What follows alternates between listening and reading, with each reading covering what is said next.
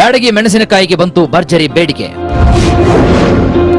ಗೋದಾಮಿನಲ್ಲಿದ್ದ ಕೆಂಪು ಸುಂದರಿ ಮಾರುಕಟ್ಟೆಗೆ ಎಂಟ್ರಿ. ವಿಶ್ವದ ಪ್ರಸಿದ್ಧ ಮಾರುಕಟ್ಟೆಯು ದೀಪಾವಳಿ ಹಬ್ಬ ಮುಗಿತಾ ಇದ್ದಂತೆ ಪ್ರಾರಂಭವಾಗುತ್ತೆ.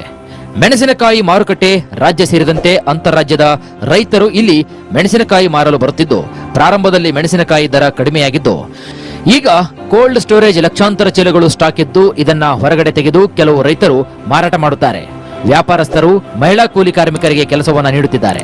ಕಳೆದ ಬಾರಿ 3 ಲಕ್ಷ ಅಧಿಕ ಮೆಣಸಿನಕಾಯಿ ಚೀಲ ಅವಾಕ್ ಆಗಿದ್ದು, ಈ ಬಾರಿಯ ರೈತರು ಹೆಚ್ಚಿನ ದರವನ್ನ ನಿರೀಕ್ಷೆ ಮಾಡಿದ್ದಾರೆ.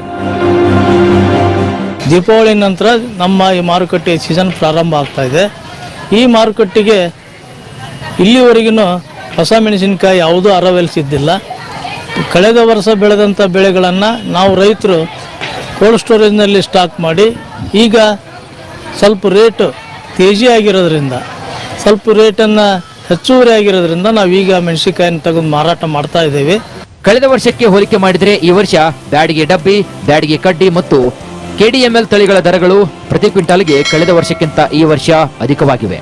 ಇದು ಆಶಾದಾಯಕವಾಗಿದ್ದು, ಇದೇ ರೀತಿ ಬಿಸಿಲಿನ ವಾತಾವರಣ ಮುಂದುವರೆದರೆ ಮಾರುಕಟ್ಟೆಗೆ ಉತ್ತಮ ಒಣಮೆಣಸಿನಕಾಯಿ ಬರಲಿದೆ. ಜೊತೆಗೆ ದರ ಸಹ ಏರಿಕೆಯಾಗಲಿದೆ. ರಾಯಚೂರು, ಆದೋನಿ, ಗುಂಟೂರು ಸೇರಿದಂತೆ ಒಣಮೆಣಸಿನಕಾಯಿ ಬೆಳೆಯುವ ಪ್ರದೇಶಗಳಲ್ಲಿ ವರ್ತಕರಿಂದ ಸರ್ವೆ ಮಾಡಿಸಲಾಗ್ತಾ ಇದೆ.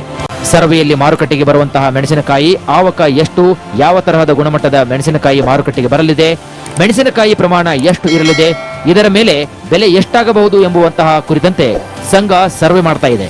ಸಂಘ ಸರ್ವೆ ಮಾಡಿದ ನಂತರ ಬ್ಯಾಡಗಿ ಮೆಣಸಿನಕಾಯಿ ಮಾರುಕಟ್ಟೆಯ ಈ ವರ್ಷದ ಮುಕ್ತಾಯ ಮತ್ತು ಮುಂದಿನ ವರ್ಷದ ಆರಂಭದ ವಹಿವಾಟಿನ ಸ್ಪಷ್ಟ ಚಿತ್ರಣ ಸಿಗಲಿದೆ. ಬ್ಯಾಡಗಿ ವಿಶ್ವದ ಪ್ರಸಿದ್ಧ ಮಾರುಕಟ್ಟೆ ಈಗ ಪ್ರಾರಂಭವಾಗಿದ್ದು, ರಾಜ್ಯ ಸೇರಿದಂತೆ ಹೊರ ರಾಜ್ಯದ ರೈತರು ಒಣಮೆಣಸಿನಕಾಯಿ ಮಾರಾಟ ಮಾಡಲು ಬರ್ತಾ ಇದ್ದಾರೆ. ಉತ್ತಮ ದರ ಸಿಗುವಂತಹ ಏಕೈಕ ಮಾರುಕಟ್ಟೆಯಾಗಿ ಬ್ಯಾಡಗಿ ಮೆಣಸಿನಕಾಯಿ ಮಾರುಕಟ್ಟೆಯಾಗಿದೆ.